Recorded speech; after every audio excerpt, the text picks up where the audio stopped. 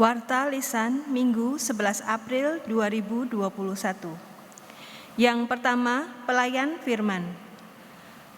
Pemberitaan firman pada ibadah online Minggu 11 April 2021 dilayani oleh Pendeta Daniel Bani Winnie Emma dari GKI Kebayoran Baru.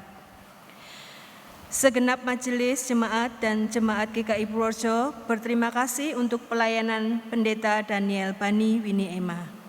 Tuhan memberkati. Yang kedua, pemahaman Alkitab. Pemahaman Alkitab online akan diselenggarakan pada hari Selasa, tanggal 13 April 2021, pukul 17.30 di GKI Purworejo. Dan pada hari Rabu, tanggal 14 April 2021, pukul 19.00 di Bacem Selapar. Mohon perhatian dan partisipasi Bapak Ibu Saudara-saudari. Tuhan memberkati. Yang ketiga, persekutuan remaja atau pemuda. Persekutuan remaja atau pemuda akan diselenggarakan secara online dan onsite pada hari Sabtu 17 April 2021 pukul 18.00. Mohon perhatian dan kehadiran saudara-saudari remaja atau pemuda. Demikian warta lisan pada hari ini. Mari kita bersaat teduh sejenak.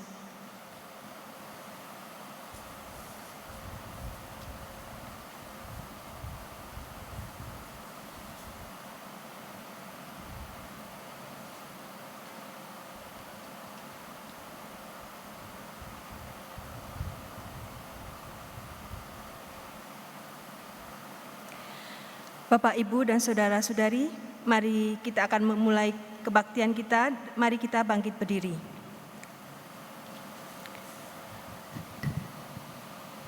Kita adalah orang-orang beriman yang terkadang meragu. Kita mengupayakan kebaikan, namun terkadang juga keliru. Kita adalah manusia-manusia yang tak sempurna, namun Allah tetap mengasihi kita. Atas dasar kasih karunia-Nya, marilah kita datang kepada Dia yang terus-menerus membentuk kita.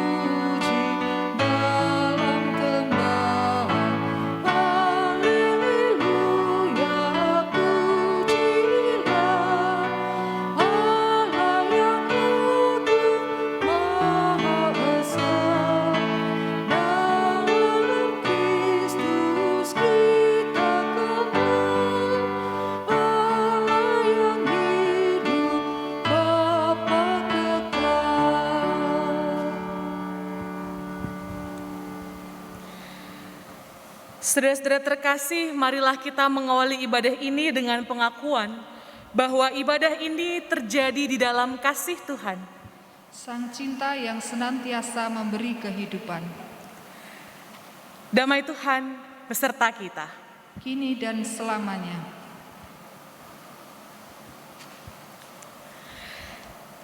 Saudara-saudara, hari ini kita memasuki Minggu Paskah yang kedua. Masih dalam suasana Paskah, hari ini pun kita mengingat dan merayakan Kristus yang merengkuh baik kehidupan maupun kematian, supaya setiap orang yang dikasihinya tidak binasa, melainkan beroleh hidup yang kekal. Kita merayakan Kristus yang tidak hanya bangkit, tetapi juga menyapa kita, agar kita pun tidak lagi tenggelam di dalam kesedihan dan kekecewaan, melainkan hidup dalam pengharapan dan damai sejahtera. Dialah Kristus, Gembala kita, yang memberikan hidupnya bagi kita dan tidak pernah meninggalkan kita.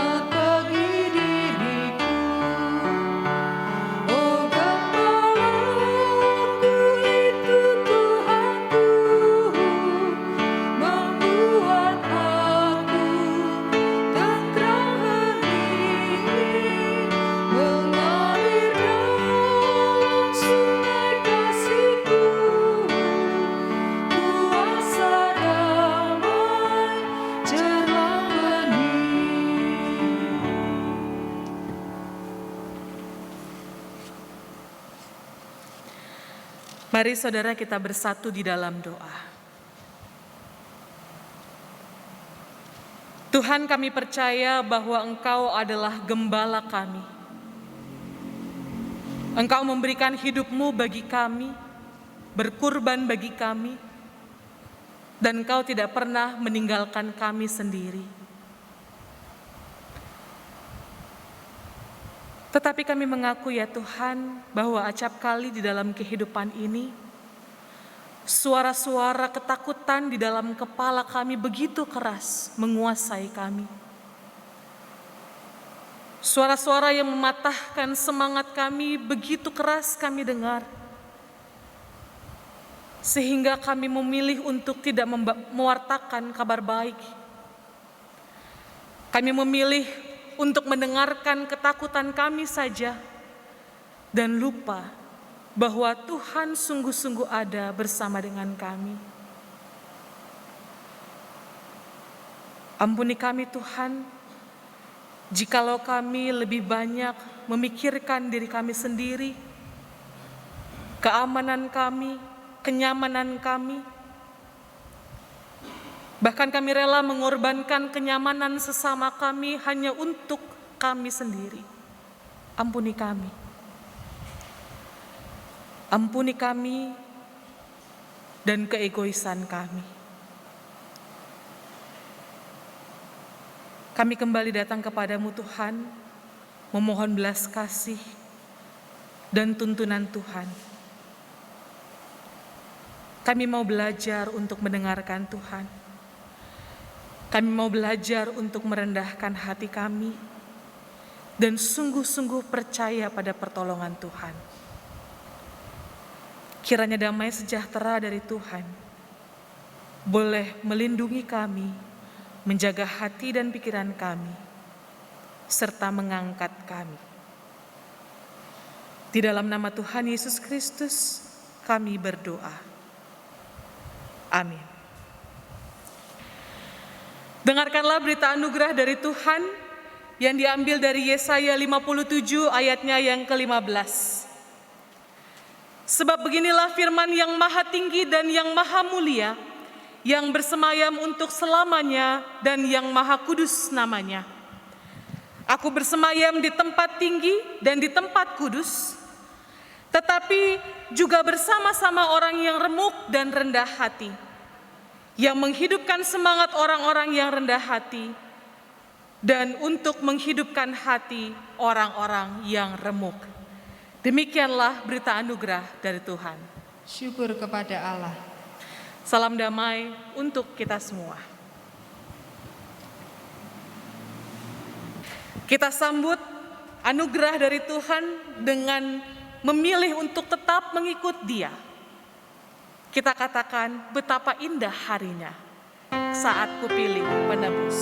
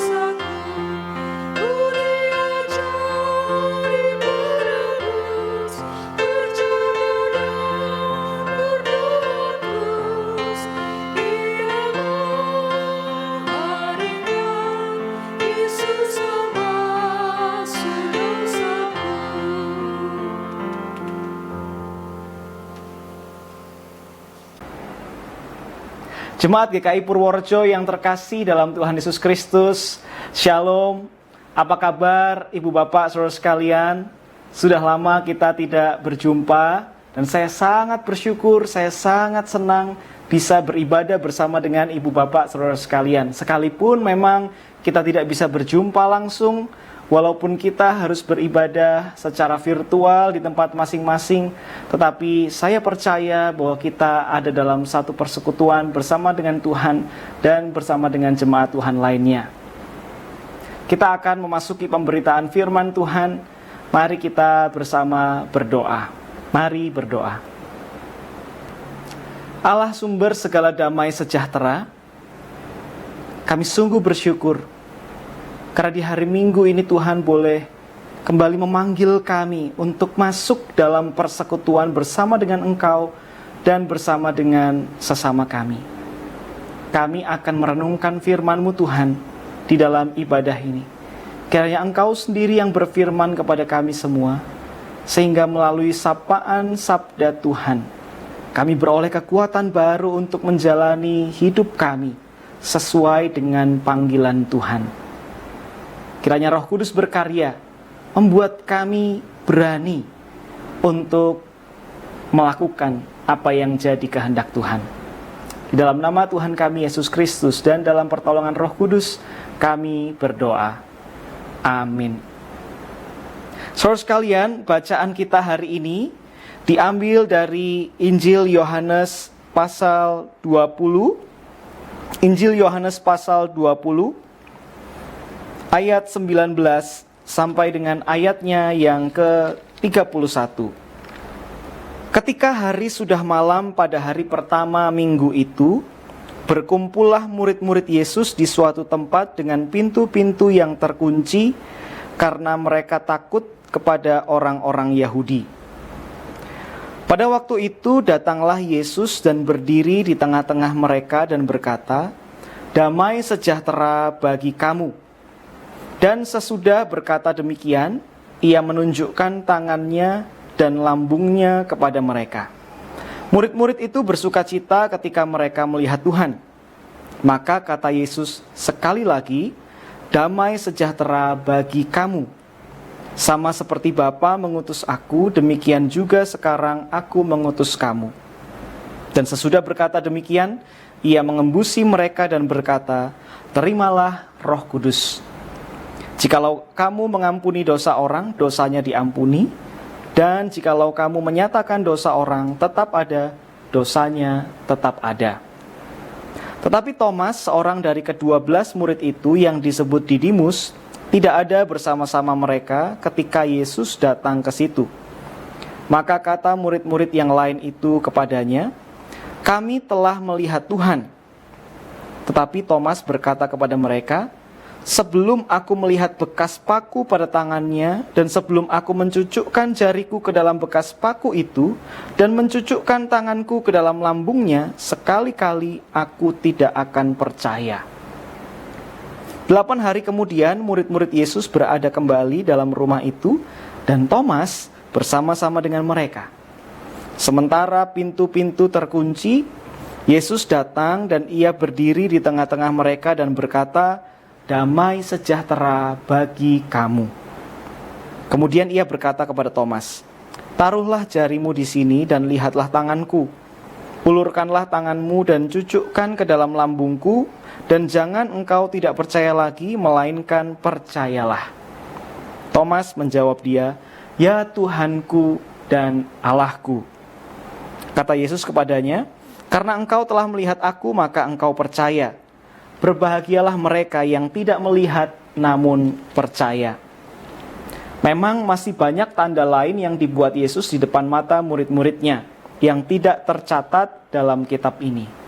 Tetapi semua yang tercantum di sini telah dicatat supaya kamu percaya bahwa Yesuslah Mesias, Anak Allah, dan supaya kamu oleh imanmu memperoleh hidup dalam namanya. Demikianlah pembacaan Injil Tuhan Yesus Kristus. Berbahagialah setiap kita yang membaca, yang mendengarkan firman Tuhan dan memeliharanya dalam kehidupan kita setiap hari. Haleluya.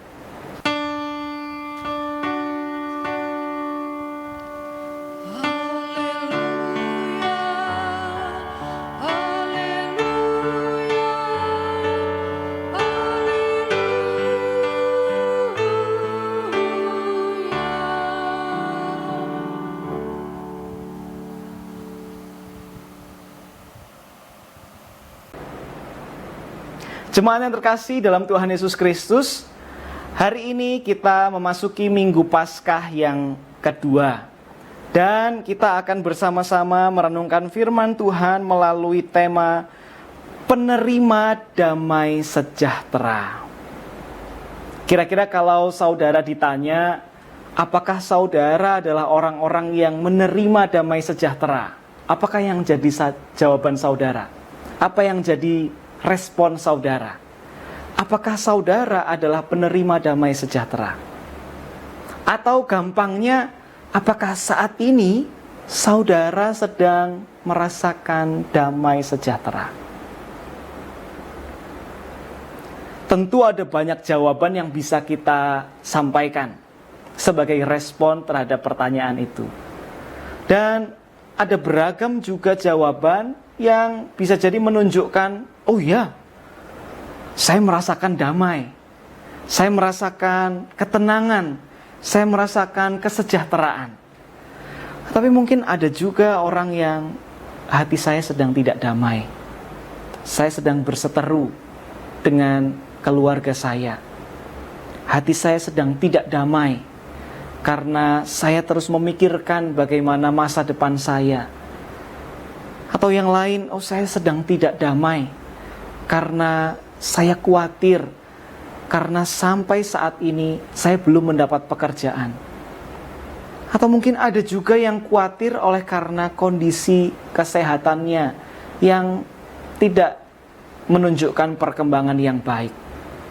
Atau yang secara umum juga menjadi pengalaman hidup kita saat ini ketika pandemi masih harus menjadi kawan perjalanan hidup kita.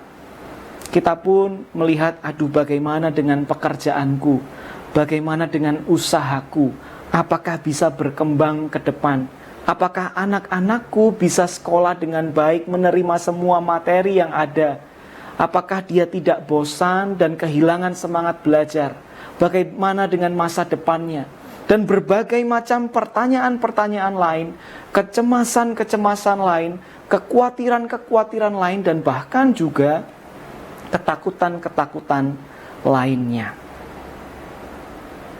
Kita mengakui, saudara sekalian, bahkan sebagai gereja, sebagai orang Kristen pun, sampai hari ini juga masih hidup dalam berbagai macam ancaman. Misalnya kalau kita memperhatikan pemberitaan belakangan ini, menjelang Pekan Suci di beberapa minggu yang lalu, kita bersama-sama mendengar berita bagaimana ada aksi terorisme di sebuah katedral di Makassar. Dan kita juga melihat bagaimana aksi itu berlanjut di markas besar Polri.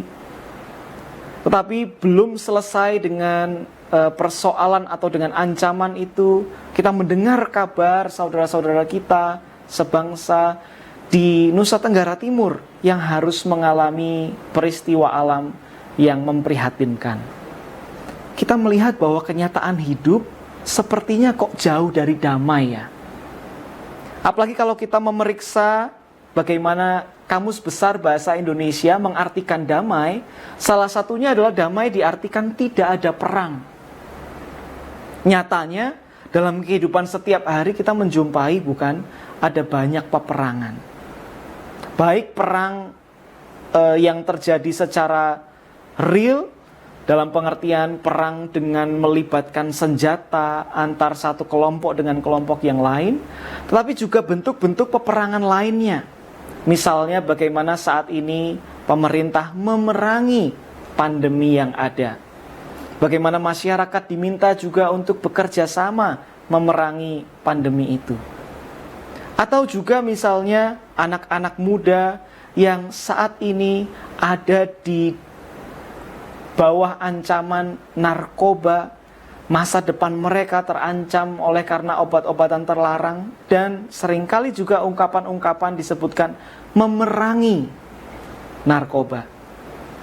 Jadi dalam kehidupan kita ada banyak sekali contoh-contoh yang bisa kita jadikan alasan untuk merasa kayaknya nggak damai deh hidup ini. Dan yang menarik saudara sekalian, di Minggu Paskah yang kedua ini kita bersama melihat sebuah bacaan Alkitab yang menunjukkan sebuah pergumulan yang sama. Yang menarik adalah setelah Yesus bangkit dan menampakkan diri kepada Maria Magdalena, dan ketika Maria Magdalena di persis ayat sebelum bacaan kita, yaitu ayat 18, ketika dikatakan bahwa Maria Magdalena pergi dan berkata kepada para murid, "Aku telah melihat Tuhan," dan juga bahwa dia yang mengatakan hal-hal itu kepadanya, tapi rupanya tidak mengubahkan ketakutan murid-murid. Dari mana kita bisa tahu bahwa murid-murid takut? Dengan jelas dikatakan di sana, lewat simbol pintu-pintu yang terkunci. Ibu bapak saudara sekalian, ketika kita merasa takut terhadap sesuatu yang ada di luar rumah kita, maka kita akan mengunci pintu rapat-rapat. Kita akan menutup jendela. Kita akan mengusahakan supaya jangan sampai ada ruang-ruang untuk sesuatu yang mengancam itu masuk ke dalam rumah kita.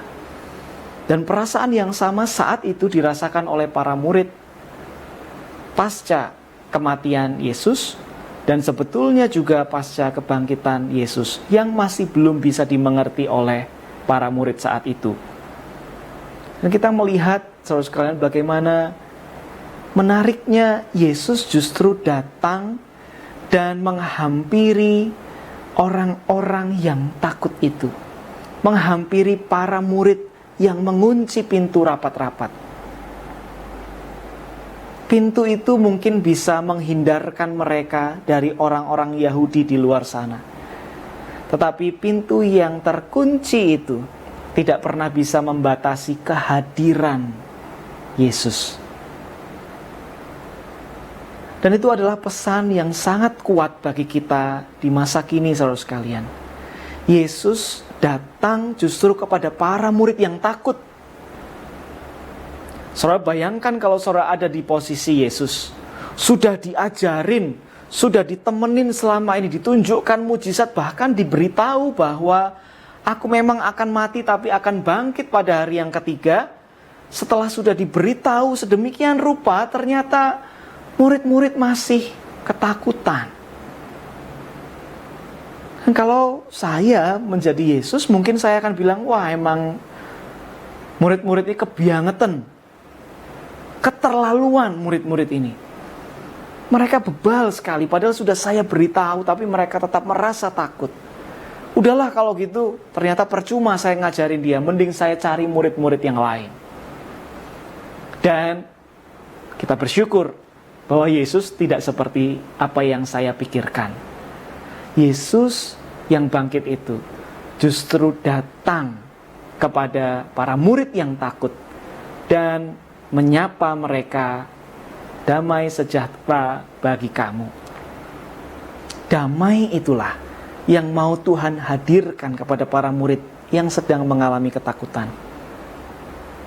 Jadi saudara sekalian, ketika dalam kehidupan kita setiap hari, kita punya pikiran-pikiran, kecemasan-kecemasan, kekhawatiran-kekhawatiran yang juga makin lama makin menekan hati kita dan membuat kita makin takut, maka ingatlah bahwa justru di dalam ketakutan kita, Yesus mau hadir, mau menembus pintu yang kita tutup rapat-rapat itu, dan kemudian mau berkarya di dalam hati saudara, mengubahkan ketakutan itu dengan menghadirkan damai sejahtera.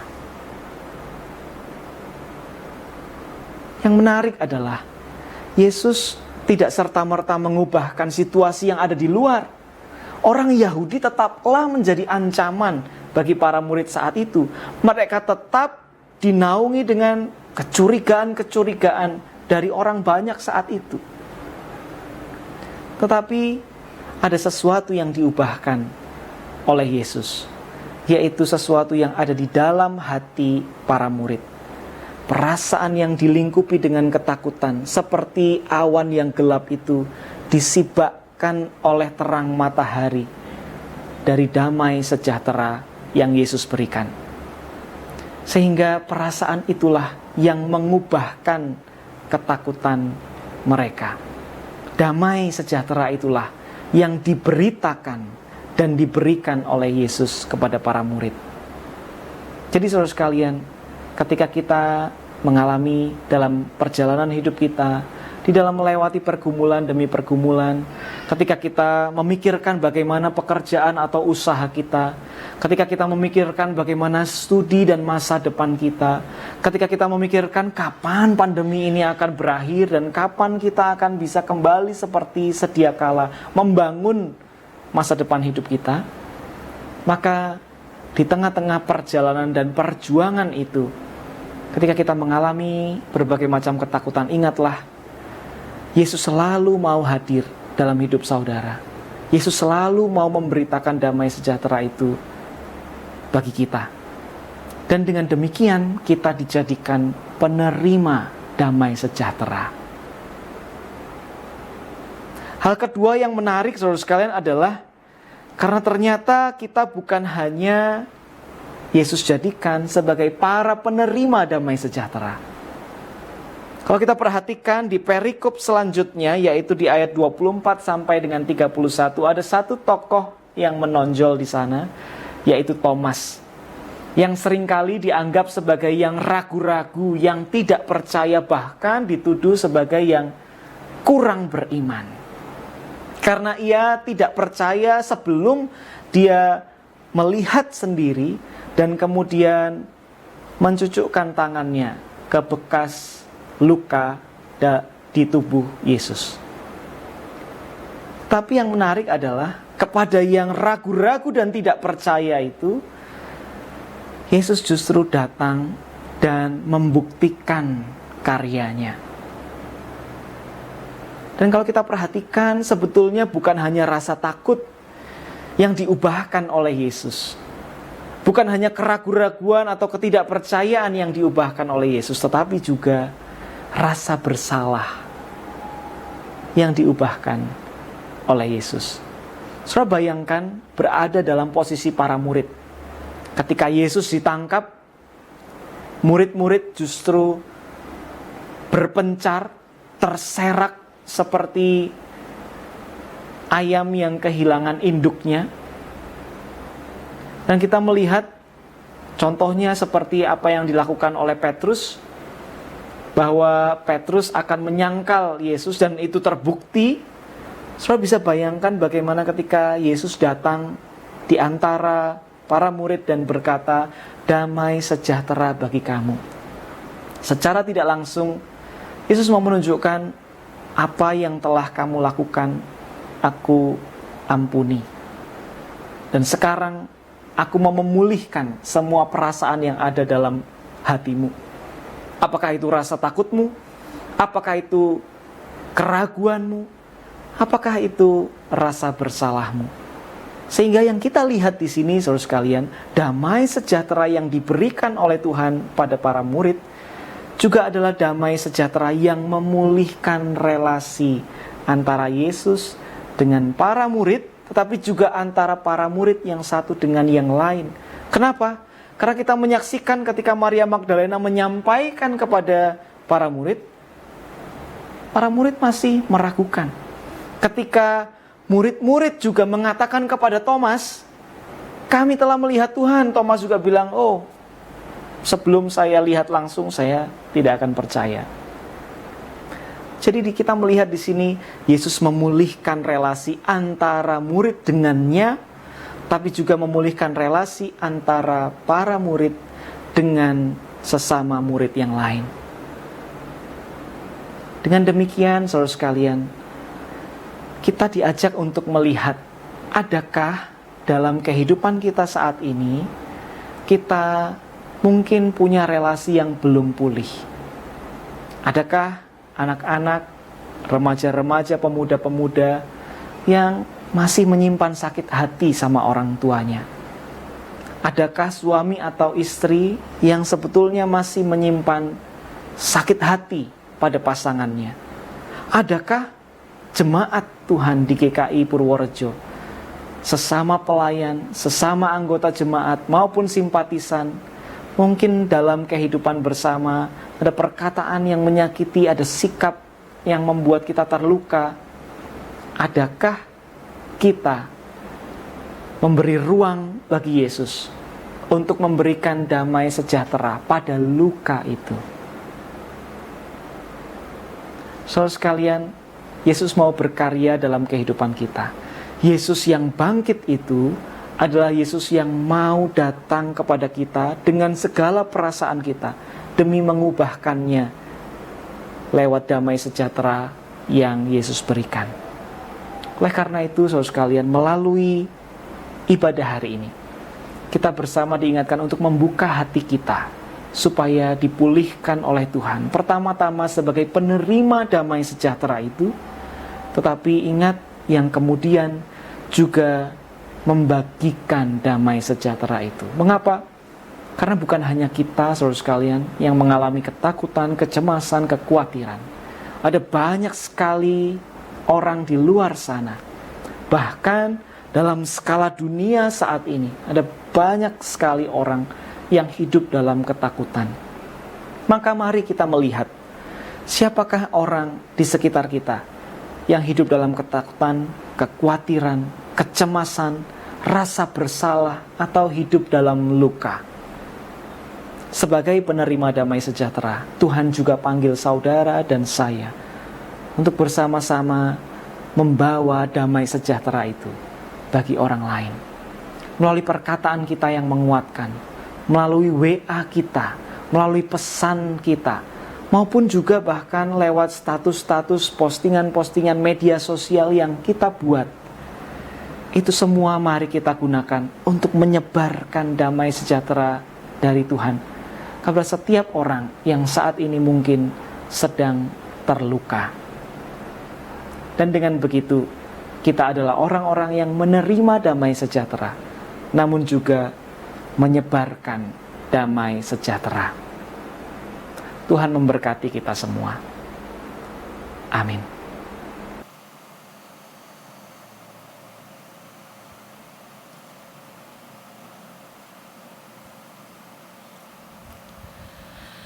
Marilah kita bersama dengan umat Allah di masa lalu, masa kini, dan masa depan mengingat pengakuan pada baptisan kita menurut pengakuan iman rasuli. Aku percaya kepada Allah, Bapa yang Maha Kuasa, Khalik langit dan bumi, dan kepada Yesus Kristus, Anaknya yang tunggal Tuhan kita, yang dikandung daripada Roh Kudus, lahir dari anak darah Maria, yang menderita sengsara di bawah pemerintahan Pontius Pilatus, disalibkan, mati dan dikuburkan, turun ke dalam kerajaan maut. Pada hari yang ketiga, bangkit pula dari antara orang mati, naik ke surga, duduk di sebelah kanan Allah, Bapa yang Maha Kuasa. Dan dari sana ia akan datang untuk menghakimi orang yang hidup dan yang mati. Aku percaya kepada Roh Kudus, gereja yang kudus dan am, persekutuan orang kudus, pengampunan dosa, kebangkitan orang mati, dan hidup yang kekal. Amin. Saudara terkasih dalam Tuhan Yesus Kristus, mari kita bersama bersatu hati menaikkan doa syafaat kita. Mari kita berdoa. Terima kasih karena Engkau menyapa kami dengan damai sejahtera-Mu Tuhan. Kiranya damai sejahtera itu tinggal dalam hati kami, dan kami merasakan bahwa kami adalah penerima damai sejahtera itu. Namun terlebih lagi, mampukanlah kami untuk tidak berhenti sebagai penerima damai sejahtera. Namun kami juga menyebarkan damai sejahtera itu kepada banyak orang lain yang saat ini mungkin hidup dalam ketakutan, kecemasan, rasa bersalah, maupun juga dengan berbagai macam luka. Sehingga mereka dapat merasakan pemulihan dari Tuhan dan merasakan damai sejahtera dari Tuhan. Di dalam doa ini kami secara khusus hendak mengingat ya Tuhan, untuk saudara-saudara kami yang juga berjuang dengan kondisi kesehatan mereka. Kami bersama berdoa untuk Ibu Sarah Abraham, untuk Ibu Choa Hong Chiang, Ibu Sri Supanti, Saudara Kristio Wimpi, Bapak Timotius Gunawan, Ibu Basuki Prawoto, Ibu Tantri Dewi, Ibu Choa Swigyo, dan Ibu Esther Margareta, juga Bapak Sukarman yang ada di Bajem Celapar. Kami mendoakan anak-anak-Mu ini Tuhan, dalam kondisi mereka baik yang lanjut usia maupun dalam kelemahan tubuh. Kiranya Tuhan yang selalu menguatkan damai sejahtera-Mu yang membuat mereka tetap merasakan ketenangan dari Tuhan, sekalipun keadaan di luar diri mereka mungkin tidak selalu baik adanya. Kiranya Engkau yang selalu meneguhkan dan menguatkan serta memulihkan mereka Tuhan. Kami juga berdoa untuk pelayanan bersama di YPK Penabur Wacana.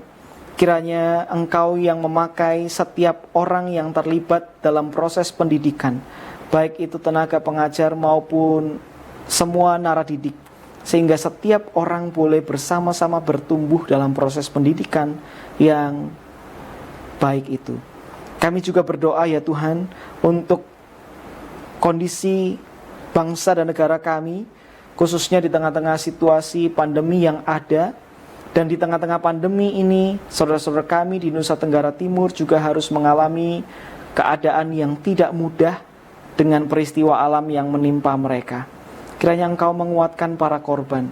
Dan kami sungguh bersyukur ketika ada banyak bantuan yang boleh dicurahkan, banyak dukungan yang boleh diberikan, dan banyak doa yang boleh dipanjatkan bagi saudara-saudara kami. Kiranya saudara-saudara kami di Nusa Tenggara Timur boleh merasakan betul bagaimana sentuhan tangan Tuhan dari setiap orang yang telah turut serta meringankan beban mereka. Seluruh doa ini kami naikkan dalam satu nama Tuhan kami Yesus Kristus yang mengajarkan kami berdoa, Bapa kami.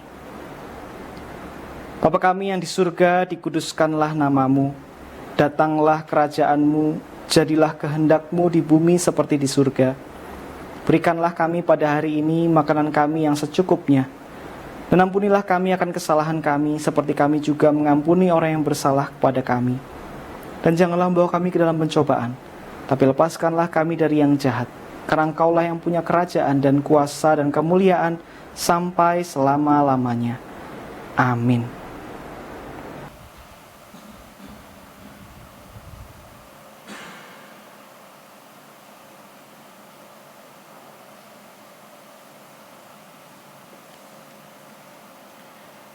Bapak, Ibu, dan Saudara sekalian, marilah kita memberikan persembahan kepada Tuhan dengan mengingat firman Tuhan dalam Filipi 4 ayat yang ke-6 yang berbunyi, "Janganlah hendaknya kamu khawatir tentang apapun juga, tetapi nyatakanlah dalam segala hal keinginanmu kepada Allah dalam doa dan permohonan dengan ucapan syukur."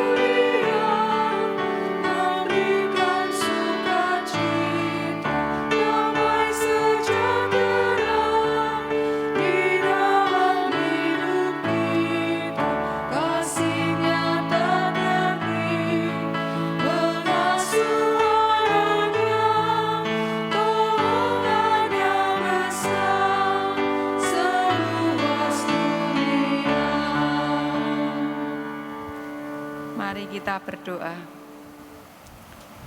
Ya Tuhan Allah Bapa kami yang bertahta dalam kerajaan surga yang mulia, puji syukur kami naikkan di hadapan-Mu ya Tuhan, atas segala berkat yang Tuhan sudah limpahkan kepada setiap kami. Tuhan sudah mencukupkan segala kebutuhan kami. Tuhan juga sudah memberikan perlindungan, cinta kasih kepada setiap kami.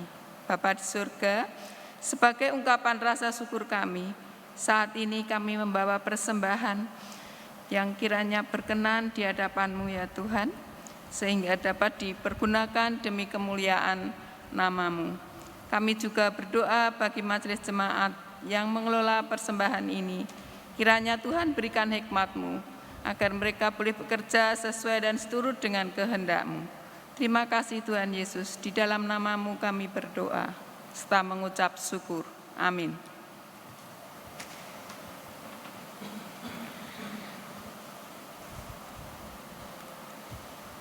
Saudara-saudara terkasih, marilah kita pergi di dalam sukacita, sebab kerajaan Allah hadir di tengah-tengah kita. Marilah kita pergi di dalam cinta, sebab kita adalah orang-orang yang dicintai Allah. Dan marilah kita pergi di dalam pengharapan, sebab kasih karunia Allah senantiasa menopang kita.